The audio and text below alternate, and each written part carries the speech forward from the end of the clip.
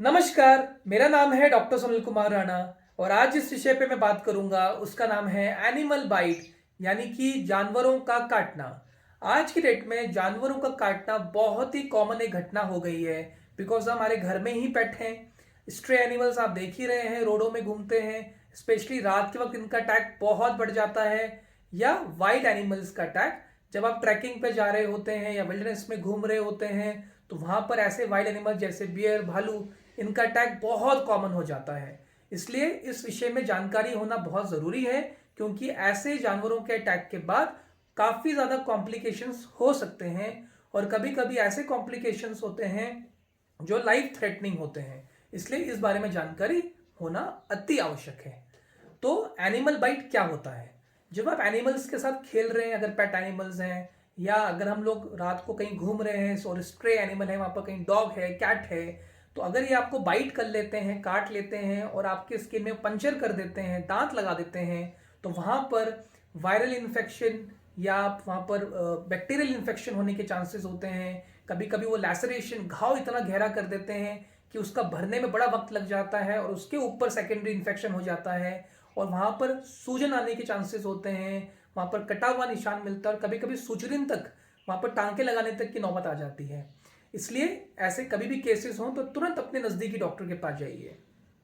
उससे पहले अगर उसमें ब्लीडिंग हो रही है काफ़ी ज़्यादा, अगर आप खेल रहे थे किसी डॉग के साथ फॉर एग्जांपल, अगर उसने हल्का सा आपको काटा है, बहुत सुपरफिशियल स्क्रैच है, तो इसमें ज़रा परेशान होने की ज़रूरत नहीं है। लेकिन डिपेंड करता है कि वो डॉग या वो कैट वैक्सीनेटेड भी है कि नहीं, तो आपको पता होना चाहिए। अगर पता नहीं है तो तुरंत अपने डॉक्टर के पास जाएंगे तो वो आपको वैक्सीनेट भी कर सकता है उस समय। पर अगर बहुत सुपरफिशियल स्क्रैचेस होते हैं तो ज़्यादा घबराने की ज़रूरत नहीं होती। उसको अच्छे से साबुन के पानी के साथ धो के एंटीबायोटिक क्रीम्स लगाएं तो भी ठीक हो जाता है। पर जनरली हम देखते हैं अगर कैट काटता है, अगर बिल्ली का अटैक होता है, तो जनरली वो डीप पंचर करता है आपके स्किन को और वहां पर वायरल या बैक्टीरियल इन्फेक्शन होने के चांसेस काफ़ी ज़्यादा होते हैं। या अगर विल्डरनेस में आप घूम रहे हैं, जैसे कोई भालू है या ऐसे ही कोई एनिमल्स होते हैं, अगर वो आपको काट लेता है तो उनके जो स्लाइवा होता है वहाँ पर वायरसेस होते हैं जिससे कि कल की डेट में रेबीज होने के चांसेस होते हैं या टेटनस वगैरह भी होने के चांसेस होते हैं जो बैक्टीरियल इन्फेक्शन है। और ऐसे ही सेकेंडरी इन्फेक्शन हो सकते हैं जो बहुत ही घातक होता है। इसलिए कभी भी अगर कोई बाइट करे तो पहली चीज़ आपको जो करनी चाहिए तुरंत वो है, अगर काफ़ी ब्लीडिंग हो रही है तो किसी साफ क्लॉथ से उसको अच्छे से प्रेस करके रख लिया एटलीस्ट फॉर 2 मिनट्स, तो ताकि वो ब्लीडिंग बंद हो जाए। उसके बाद तुरंत चलते हुए पानी से अपने हाथ को या जो भी आपका बाइट का जगह है उसको अच्छे से वॉश आउट कर लीजिए और कोई भी साफ सुथरा एक साबुन लेके उसको भी जरा अच्छे से उस एरिया पे लगा के उसको वॉश कर लीजिए। इससे उसमें जो भी डर्ट वगैरह होता है या जो फॉरेन सब्सटेंसेस होंगे वो सब वहाँ से हट जाते हैं।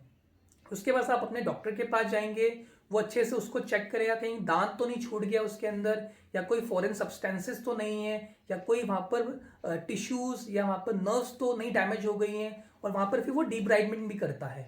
अगर सूचर करने की आवश्यकता पड़ती है तभी डॉक्टर्स में सूचरिंग करता है यानी टांके लगाता है, अगर घाव बहुत गहरा होता है, वरना उसको डीब्राइडमेंट करके उसको पट्टी करी जाती है, उससे भी वो घाव आपका ठीक हो जाता है। इसमें जनरली फीवर का आना, उस एरिया का रेडनेस हो जाना, उसमें काफ़ी पेन होना और वहाँ पर सूजन, स्वेलिंग देखने के लिए मिलता है, ये इसके सिम्टम्स होते हैं कि वहाँ पर किसी चीज़ ने आपको बाइट किया है। जनरली अगर बाइट हाथ पे होता है तो यहाँ पर का जो हीलिंग प्रॉपर्टी है थोड़ा स्लो डाउन हो जाती है, इसलिए यहाँ पर हाथ पे स्पेशली या आपके फोर आर्म पे हीलिंग या फेस पे भी हीलिंग धीरे धीरे करके ही होती है, उसमें वक्त लग जाता है। इसमें जब आप डॉक्टर के पास जाएंगे वो सफाई वगैरह करेगा, क्लीन वगैरह करेंगे, देखेंगे टांके की ज़रूरत है कि नहीं, डीब्राइडमेंट करेंगे और साथ में एंटीबायोटिक्स, कुछ पेन किलर्स और कुछ ऐसे ही एंटीबायोटिक ट्यूब्स वो आपको ऐड कर देंगे। और साथ साथ में इसमें 2 वैक्सीनेशन होते हैं, जैसे टेटनस का इंजेक्शन दिया जाता है जो बेसिकली डेल्टॉइड रीजन पे देते हैं, और बच्चा है तो एंट्रोलेटरल एस्पेक्ट ऑफ थाई में इसका इंजेक्शन दिया जाता है 0.5 ml का इंट्रामस्कुलरी।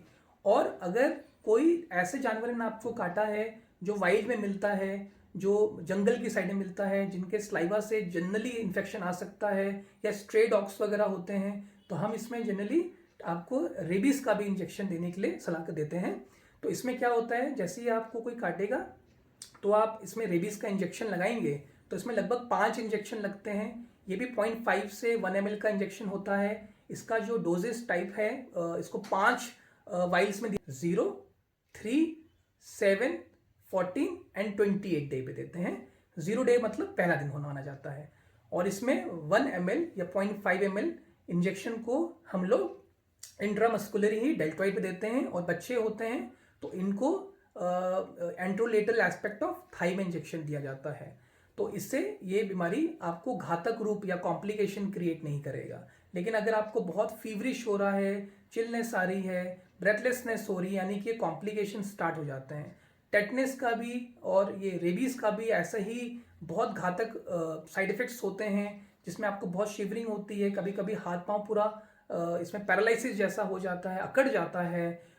इसमें आपको हाइड्रोफोबिया, पानी से आपको फोबिया होना शुरू हो जाता है, आप पानी से डरते हैं। तो सारी कंडीशन कॉम्प्लिकेशंस की है, इसके लिए एडमिट होना पड़ता है, पर इसका प्रॉपर ट्रीटमेंट करें तो पेशेंट ठीक भी हो जाता है। ऐसे ही वीडियोस के लिए हमारे चैनल को आप लाइक करिए।